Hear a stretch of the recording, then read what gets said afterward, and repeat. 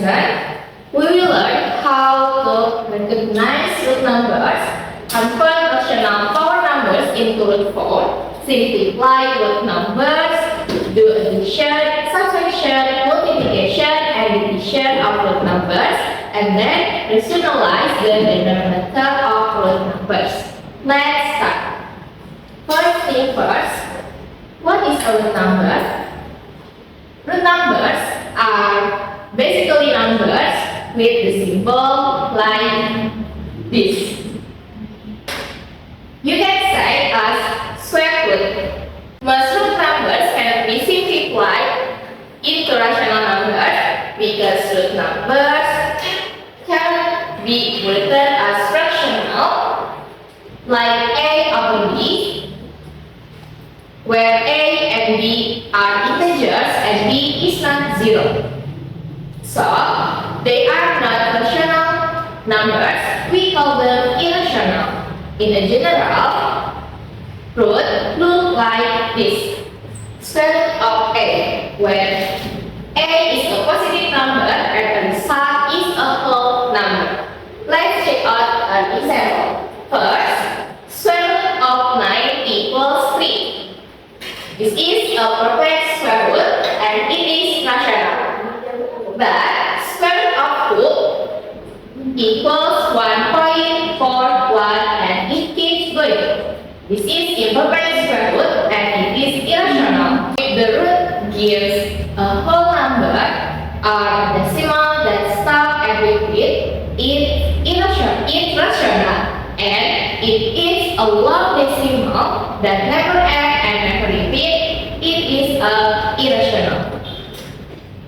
Okay, now we will look at something that seems tricky at first, but is actually not that, fractional power. You might see something like a to the power of 1/3. This means cube root of a, which is 2, because 2 times 2 times 2 equals 8. Another example, 16 to the power of 3/4. Here's how it works. For the first, take the fourth root of 16, which is 2, and then raise 2 to the power of 3 equals 8. So the final result of 16 to the power of 3/4 equals 8. Remember the rules.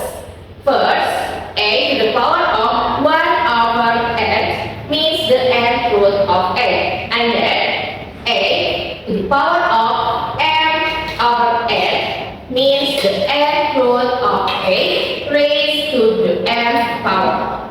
Simple, right? Yeah. Okay, next. Now let's simplify root numbers.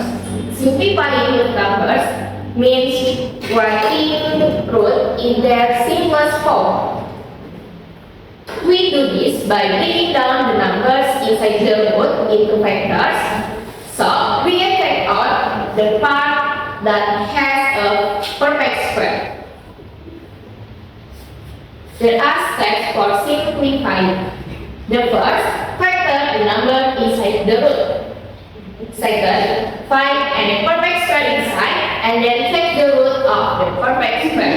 And the last step is leave the rest inside. Let's check on the example.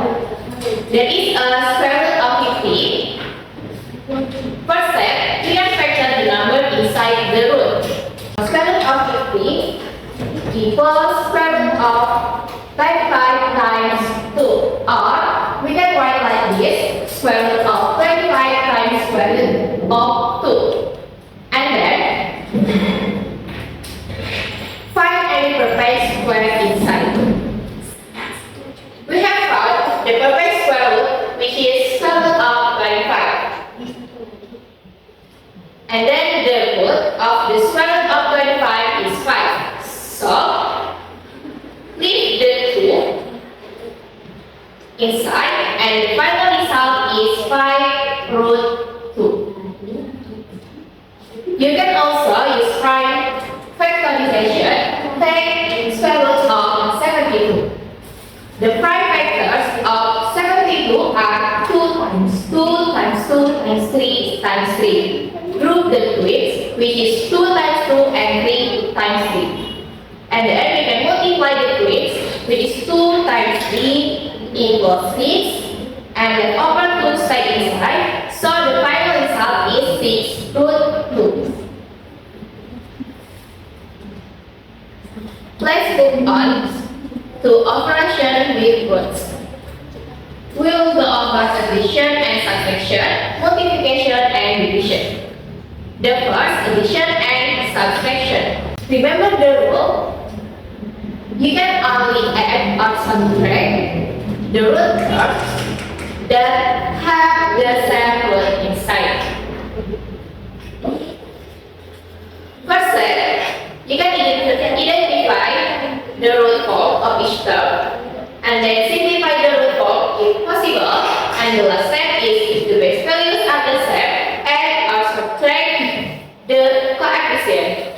Here's the formula: a root n minus plus or minus b root n equals a plus or minus b root n.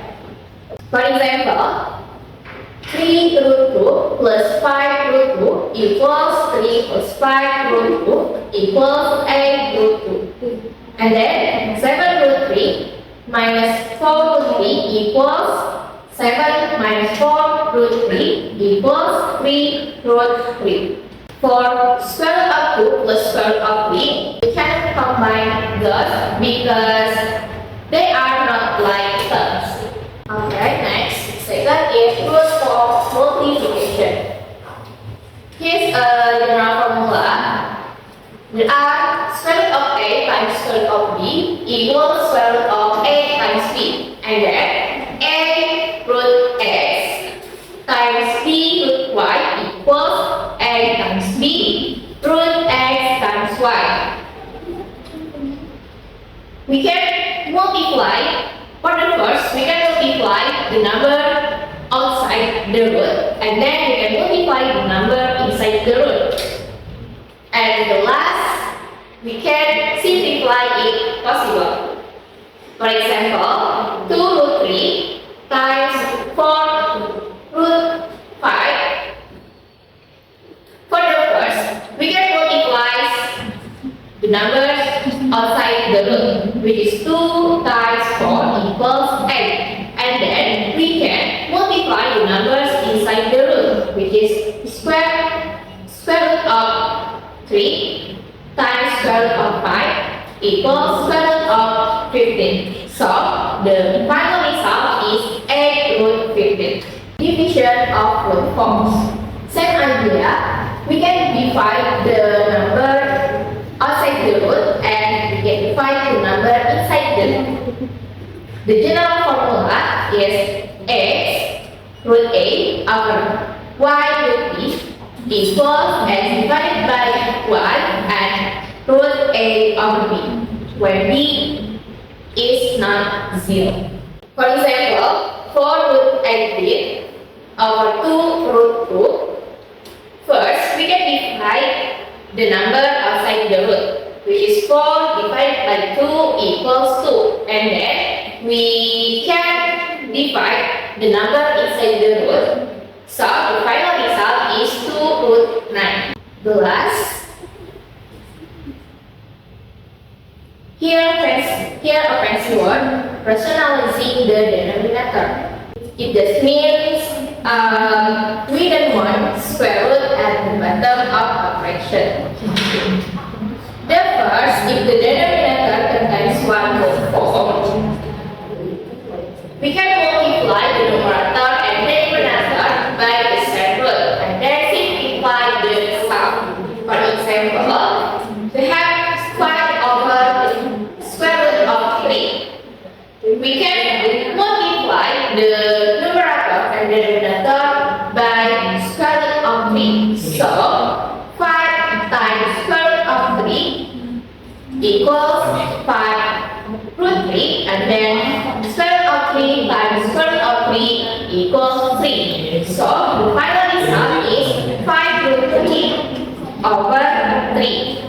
Second, if the denominator contains two terms for a plus minus root b, first step, we can determine the conjugate of the denominator. What is conjugate? A conjugate used to eliminate root in the denominator of a fraction. The reciprocal form is obtained by changing the sign plus or minus between the two terms in the denominator of the root form. Second step, multiply the numerator and denominator by the conjugate. Third step, apply this formula. A plus b times a minus b equals a squared minus b squared. And the last step is simplify the result. For example, 1/2 plus square root of b. First step, we can determine the conjugate. The conjugate of 2 plus square root of 3 is 2 minus square root of 3. So, we can multiply the numerator and denominator with 2 minus square root of 3. So, 1 times 2 minus square root of 3 equals 2 minus square root of 3. And then, for the denominator, we can apply the formula. So the result is 4 minus 3. And the final result is 2 minus square root of 3. Okay, that's all for today. Thank you for learning with me. Don't forget to take a break, then try a few practice problems. See you in the next class. Wassalamualaikum warahmatullahi wabarakatuh.